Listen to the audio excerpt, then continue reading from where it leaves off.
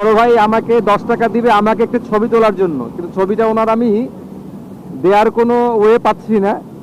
তো আমি ছবিটা তুলতে ইচ্ছুক। টাকা নিয়ে নেবো না নিবো না নিবো সেটা পরের বিষয়, যেহেতু বড় ভাই ইচ্ছা করছে। আমাকে কয় টাকা দিবেন আপনি? 10 টাকার বেশি দিলে হয় না?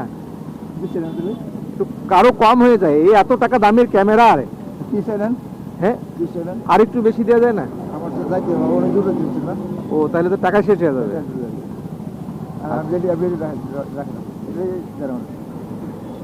এটা আপনি, উনি আমার কাছে একটা ছবি তুলবে, আমিও তুলতে রাজি আছি, কিন্তু উনি আমার টাকার পরিমাণ কম দিচ্ছে।